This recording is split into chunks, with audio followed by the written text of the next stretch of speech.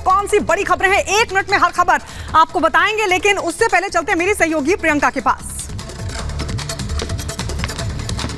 धन्यवाद गायत्री। नमस्कार, मैं हूं आपके साथ प्रियंका शर्मा। सुबह के 8 बज चुके हैं और बुलेटिन की शुरुआत हम करेंगे पहली बड़ी खबर के साथ। और ये खबर है यूपी के एटा से। आपको बता दें ये खबर आ रही है और इस मामले में आपको एक रिपोर्ट दिखाते हैं जल्दी से।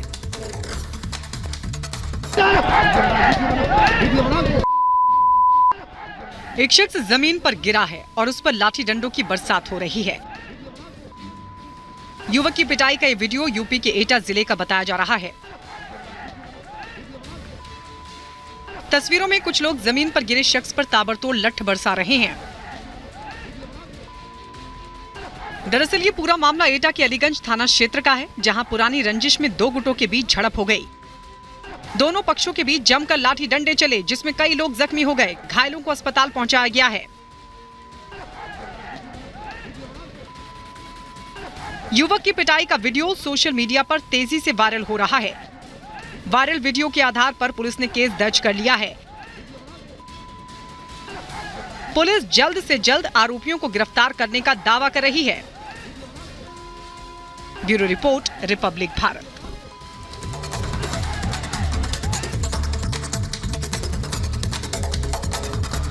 और अब अगली खबर है राजस्थान के अलवर से, जहां पर भेड़ को लेकर 2 पक्ष आपस में भिड़ गए। लेकिन ये पूरा मामला क्या था, 1 मिनट की इस रिपोर्ट के जरिए देखिए।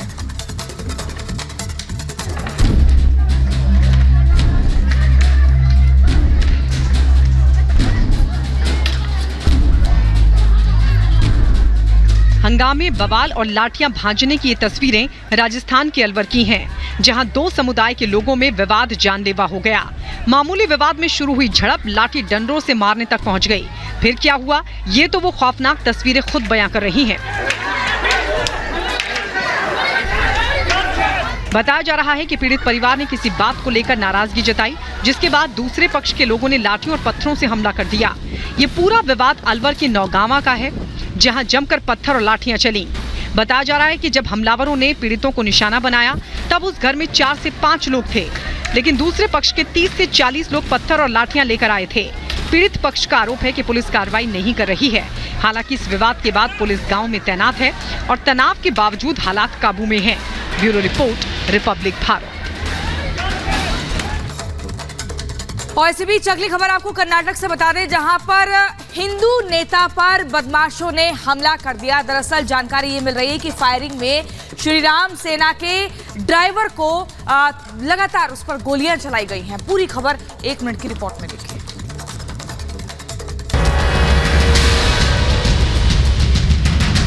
कर्नाटक में हिंदू नेता को बदमाशों ने टारगेट किया है। श्री राम सेना के जिला अध्यक्ष पर जानलेवा हमला हुआ है।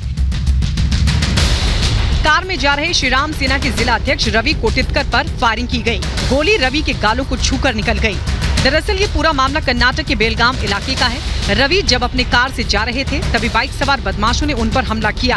हमले में रवि बाल बाल बच गए, लेकिन रवि कोटितकर के ड्राइवर के हाथ में गोली लगी है, जिसे अस्पताल में एडमिट करवाया गया है। हिंदू नेता पर हमले के बाद पुलिस अलर्ट हो गई है। पूरे इलाके को पुलिस ने छावनी में तब्दील कर दिया है। चप्पे चप्पे पर पुलिस की तैनाती की गई है।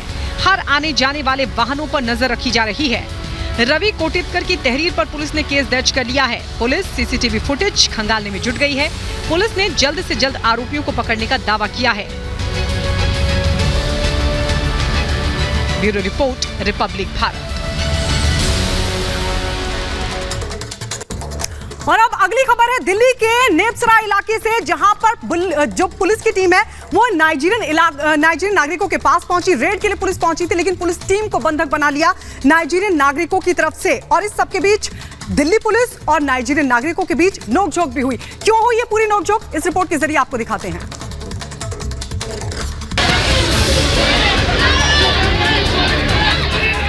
पुलिस के साथ धक्का मुक्की की ये तस्वीरें राजधानी दिल्ली की हैं। साउथ दिल्ली के नेपसराय इलाके में दिल्ली पुलिस की टीम जब रेड करने पहुंची, तो उनका सामना नाइजीरियन नागरिकों से हो गया। 100 से ज्यादा नाइजीरियाई नागरिकों ने जमकर हंगामा किया, जिसका वीडियो सामने आया है।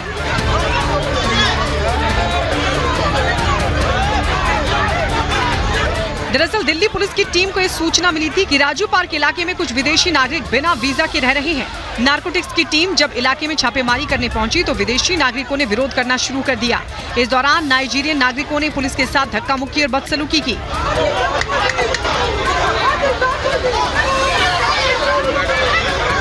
भीड़ को काबू में करने के लिए पुलिस को फोर्स बुलानी पड़ी, तब जाकर भीड़ पर काबू पाया गया। पुलिस ने मामले में एक महिला समेत 4 विदेशी नागरिकों को गिरफ्तार किया है। साथ ही अन्य आरोपियों की तलाश भी की जा रही है। Bureau report, republic Bharat. और अब अगली खबर आपको हैदराबाद से बताते हैं, जहां पर निर्माणाधीन इमारत एक मलबे में तब्दील हो गई। भर भरा कर ये इमारत गिर गई और इस मलबे में दबने से 2 मजदूरों की मौत हो गई है, जबकि 3 लोग गंभीर रूप से घायल बताए जा रहे हैं। आखिर कैसे ये हादसा हुआ, 1 मिनट की रिपोर्ट में देखिए।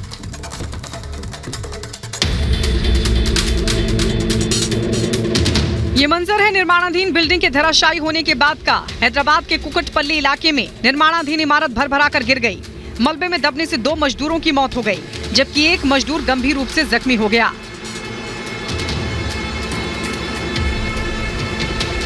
जिस दौरान ये हादसा हुआ तब मजदूर काम कर रहे थे। स्लैब गिरने से 2 मजदूर मलबे में दब गए, जबकि मकान के ओनर और 3 अन्य मजदूर जख्मी हो गए। बिल्डिंग के धराशायी होने के बाद अफरा तफरी मच गई। सूचना मिलने पर पुलिस और रेस्क्यू की टीम मौके पर पहुंची। मलबे से मजदूरों के शव को बाहर निकाला गया, साथ ही अन्य जख्मी मजदूरों को अस्पताल पहुंचाया गया।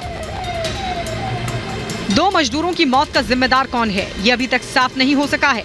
किन कारणों से हादसा हुआ, इसका भी खुलासा नहीं हुआ है। पुलिस पूरे मामले की छानबीन कर रही है। Bureau report, republic Bharat. और अब जो अगली खबर है वो उत्तर प्रदेश के अलीगढ़ से है, जहां पर एक तेंदुए ने जमकर कोहराम मचाया। लेकिन उसके बाद क्या हुआ, जब वन विभाग की टीम तेंदुए को काबू करने के लिए पहुंची, इस रिपोर्ट में आपको दिखाते हैं।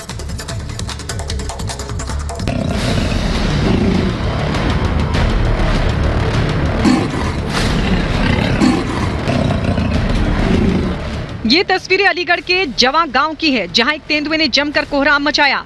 तेंदुआ रिहायशी इलाके में घूमता रहा और लोग डर के मारे घरों में दुबके रहे। तेंदुआ जिस घर में घुसा है उसके आसपास के लोगों में दहशत का माहौल है।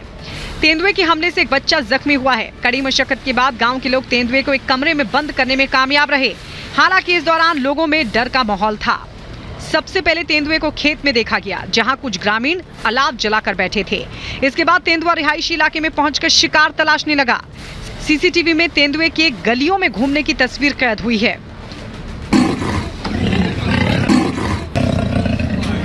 पुलिस और वन विभाग की कड़ी मशक्कत के बाद तेंदुए को कैद कर लिया गया। तेंदुआ जब पकड़ा गया तब जाकर गांव के लोगों ने राहत की सांस ली। Bureau report, republic Bharat.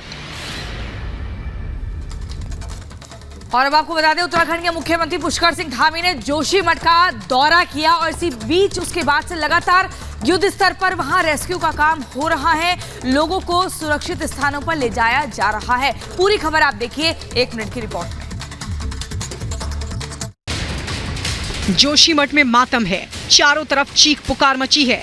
जहां तीर्थयात्रियों का जमावड़ा लगता था, वहां दुखों का पहाड़ टूट पड़ा है। लोगों में मायूसी है, डर है, दहशत है, क्योंकि यहाँ करीब हर घर में दरार आ चुकी है।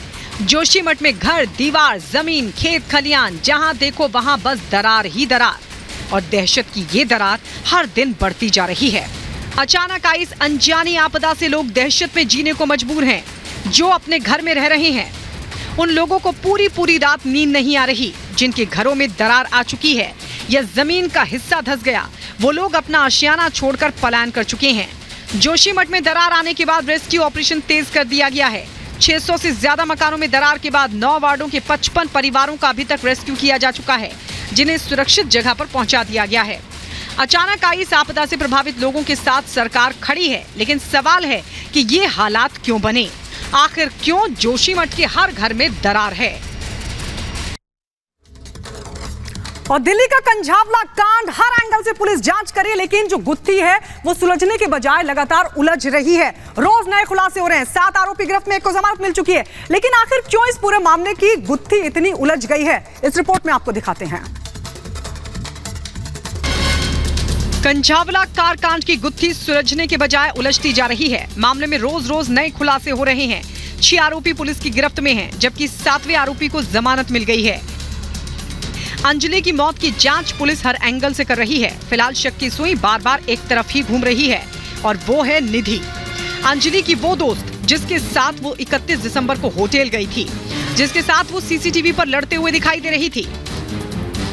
मीडिया के सामने अपने पहले बयान में निधि ने कहा था कि अंजलि ने उस रात शराब पी थी, जबकि पोस्टमार्टम रिपोर्ट में सामने आया कि अंजलि ने शराब नहीं पी थी। निधि फिलहाल खुद सवालों के घेरे में है और अब उसका ड्रग्स कनेक्शन सामने आ रहा है। निधि के बारे में ये सामने आया है कि वो 2 साल पहले आगरा में गिरफ्तार हो चुकी है गांजा तस्करी के केस में। वो उसे शक के घेरे में डाल रही है। उसके बयान विरोधाभासी लग रहे हैं।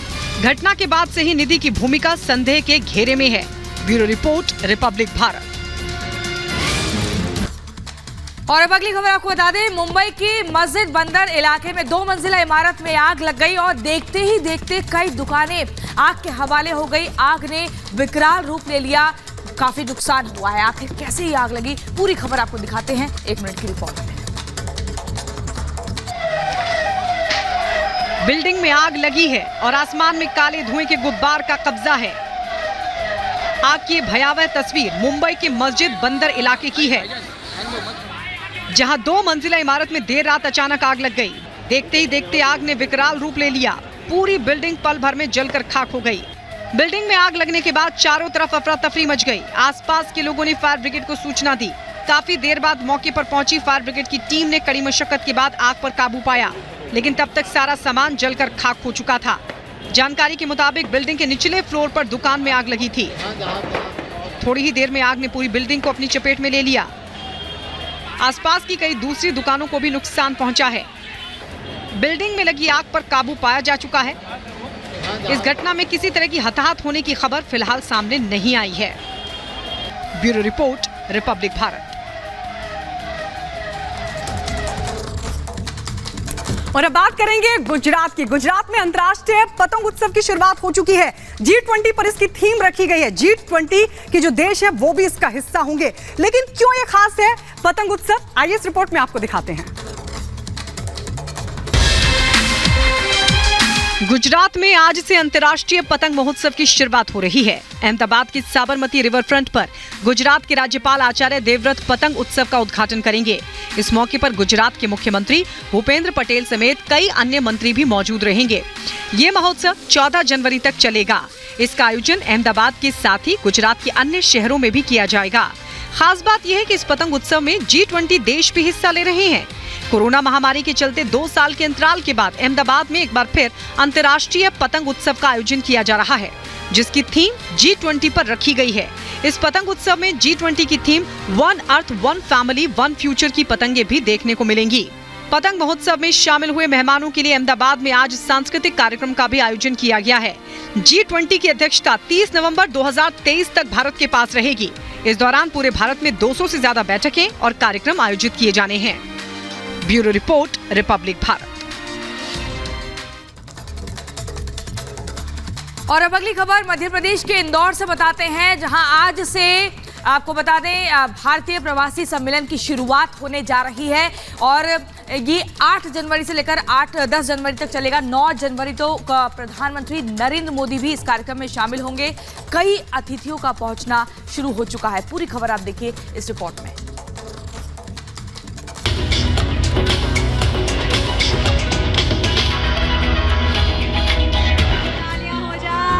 मध्य प्रदेश का इंदौर शहर सज धज कर तैयार है। इंदौर में आज से प्रवासी भारतीय सम्मेलन की शुरुआत होने जा रही है। 17वें प्रवासी भारतीय सम्मेलन में 9 जनवरी को प्रधानमंत्री नरेंद्र मोदी शामिल होंगे। 8 से 10 जनवरी तक होने वाले सम्मेलन में शामिल होने के लिए प्रवासी भारतीय भी इंदौर पहुंच चुके हैं। प्रवासी भारतीय सम्मेलन में शिरकत करने वाले अतिथियों का आना भी शुरू हो चुका है। मुख्यमंत्री शिवराज सिंह चौहान ने प्रवासी भारतीयों के लिए रात्रि भोज का आयोजन किया। सम्मेलन के मद्देनजर इंदौर को खासतौर पर दुल्हन की तरह सजा दिया गया है। सम्मेलन के आयोजन को लेकर इंदौर में सुरक्षा के पुख्ता इंतजाम किए गए हैं। शहर में 10,000 से ज्यादा सुरक्षा कर्मी तैनात किए गए हैं। प्रधानमंत्री नरेंद्र मोदी अपने विदेश दौरे के दौरान प्रवासी भारतीयों और अन्यों को इंदौर आने का निमंत्रण दे चुके हैं। इसलिए उम्मीद की जा रही है कि इंदौर में आयोजित हो रहे इस सम्मेलन में भारी संख्या में अतिथि पहुंचेंगे। Bureau report, republic Bharat.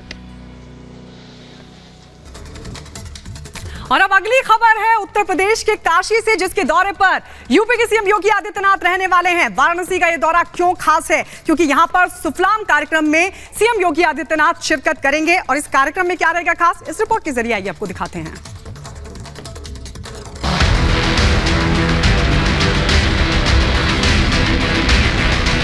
UP के सीएम योगी आदित्यनाथ आज वाराणसी दौरे पर रहेंगे। दोपहर 1 बजे सीएम योगी आदित्यनाथ लखनऊ से वाराणसी के लिए रवाना होंगे। दोपहर 1:50 पर मुख्यमंत्री बीएचयू कैंपस पहुंचेंगे। बीएचयू में आयोजित 3 दिवसीय अंतर्राष्ट्रीय संगोष्ठी सुफलाम कार्यक्रम में शिरकत करेंगे। इसके बाद सीएम योगी आदित्यनाथ एक जनसभा को भी संबोधित करेंगे। बीएचयू में सुफलाम कार्यक्रम में भाग लेने के बाद वो टेंट सिटी की तैयारियों को देखने जाएंगे। मुख्यमंत्री को 80 घाट से बोट के जरिए टेंट सिटी ले जाने की योजना है। मुख्यमंत्री काशी में बाबा विश्वनाथ के दर्शन पूजन करेंगे। सीएम योगी के दौरे को लेकर तैयारियां पूरी कर ली गई हैं। काशी में मुख्यमंत्री के आगमन को लेकर सुरक्षा व्यवस्था के पुख्ता इंतजाम किए गए हैं। Bureau report, republic Bharat.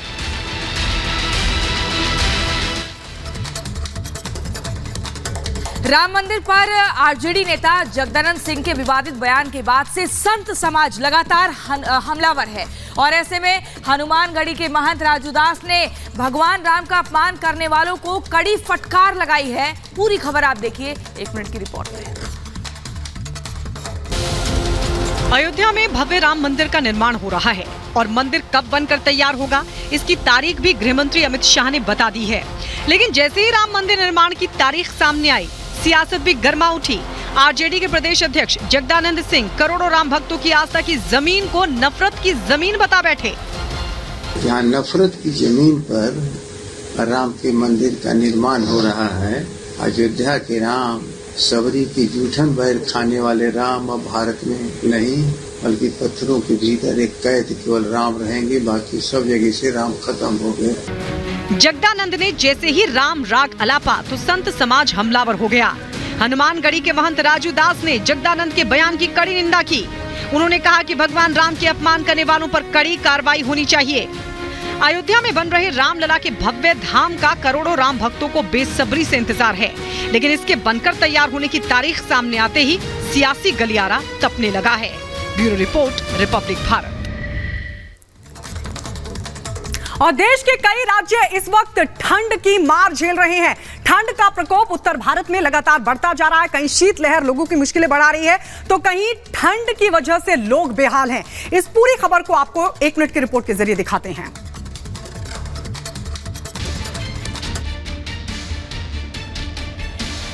देश के कई राज्यों में शीतलहर का प्रकोप जारी है। हालात ये हैं कि लोगों का अपने घरों से निकलना मुहाल हो गया है। हवाओं में ऐसी सनसनी है कि हर कोई कांप उठा है। कोहरे और बर्फीली हवाओं के आगे सब बेबस हैं। दिल्ली एनसीआर में शीतलहर और कोहरे का डबल अटैक है, तो वहीं वादियों में जमाने वाली ठंड लोगों की मुश्किलें बढ़ा रही है। पारा माइनस में पहुंच गया है। इस बीच मौसम विभाग ने आने वाले 2 से 3 दिनों के लिए घना कोहरा रहने का अलर्ट जारी किया है। मध्य प्रदेश की ठिठुरन वाली ठंड की चपेट में आम आदमी तो ठीक, भगवान भी अछूते नहीं रहे। प्रदेश के मंदसौर में विश्व प्रसिद्ध भगवान पशुपतिनाथ को ठंड से बचाने के लिए कंबल उड़ाया गया। साथ ही गर्भगृह में हीटर भी लगाया गया है। उत्तर भारत में फिलहाल शीतलहर और बादलों का डेरा है और लोग ठंड से बचने के लिए अलग अलग नुस्खे अपनाते हुए दिखाई दे रहे हैं। Bureau report, republic Bharat. बड़ी खबर आपको बता दें, जम्मू कश्मीर में सुरक्षा बलों को बड़ी कामयाबी मिली है।